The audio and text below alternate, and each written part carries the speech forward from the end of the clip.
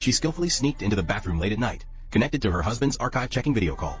But to her shock, just after saying a few words, her face suddenly changed. In a panic, she hastily hung up the phone. Immediately after, her black coworker casually walked into the bathroom. Unsure whether her husband had seen anything, she urgently asked her coworker to drive her back. However, on the way, her husband kept calling nonstop, fearing exposure. Alice could only reject all the calls, but that very action would haunt her for the rest of her life. They then arrived at a gas station, and Alice entered the convenience store to buy a cup of coffee to stay alert. But when she got to the counter to pay, she realized there was no cashier on duty. With no other choice, she placed her money on the counter and prepared to leave. However, as she looked up, she saw that the shelves in front of her were covered in fresh blood. Realizing something was terribly wrong, she quickened her pace, but the next moment,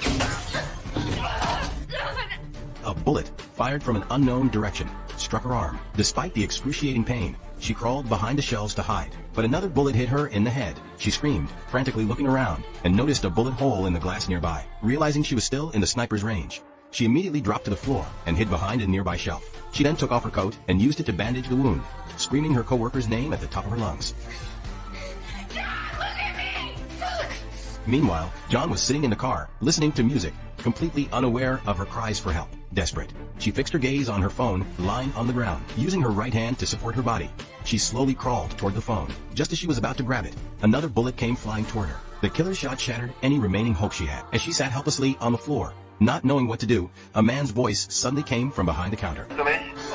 Alice felt like she had found a lifeline. She quickly looked around and realized it was the voice from a walkie-talkie. But the 1 meter distance with no cover posed a huge problem. In a desperate attempt to distract the killer, she grabbed 2 bags of chips from the shelf and threw them with all her might. Then using the same trick, she threw another bag and, in the confusion, snatched the walkie-talkie. She immediately told the voice on the other end that she was being targeted by a sniper. As for the staff, she hadn't seen any, and she begged the man to call the police and help her. While she was describing what had happened, her coworker outside also noticed something strange. Although the car hadn't started, the dashboard indicated low fuel. He crouched down to investigate, only to find that the gas tank had a large hole in it and gas was leaking out. Panicked, he quickly got out of the car and walked toward the convenience store, unknowingly stepping into hell.